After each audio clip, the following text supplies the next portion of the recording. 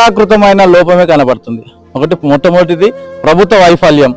ఇక్కడ నిర్మానుష్య ప్రాంతంలో గుడి ఉన్నది, గుట్టలు ఉన్నాయి, పక్కన ప్రాంతంలో సీసీ లైట్లు లేవు. వేల కోట్ల రూపాయలు ఖర్చు చేస్తున్నారని గుడి నుంచి డబ్బులు డ్రా అవుతున్నాయి, కాంట్రాక్టులు లాభపడుతున్నారు, కానీ ఎక్కడో లైట్లు కరెక్ట్ గా వెలగని పరిస్థితి కనబడుతుంది. ఇంత పెద్ద ఆదాయం వచ్చే ఈ గుడికి సంబంధించిన సెక్యూరిటీ కానీ, కాంపౌండ్ వాల్ కానీ, ఇట్లాంటి రక్షణ గోడలు కానీ లేకపోవడం ఒకటి మొట్టమొదటి. అదేవిధంగా విచ్చలవిడిగా రోడ్ల మీద తాగడం అనేది దానికి మూడో కారణం వచ్చేసి.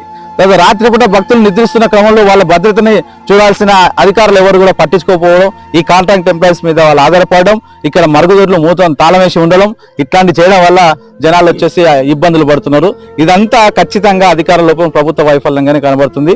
ఇప్పటికైనా పోలీసు యంత్రాంగాన్ని, ఈ పాలక మండలి కానీ, తర్వాత యంత్రాంగాన్ని, జిల్లా యంత్రాంగాన్ని, ఈ ఎన్విరాన్మెంట్ డిపార్ట్మెంట్ కానీ, కలెక్టర్ కానీ వెంటనే స్పందించి దీనికి కావాల్సిన మౌలిక సదుపాయాలు కల్పించి వెంటనే తగు చర్యలు తీసుకోకపోతే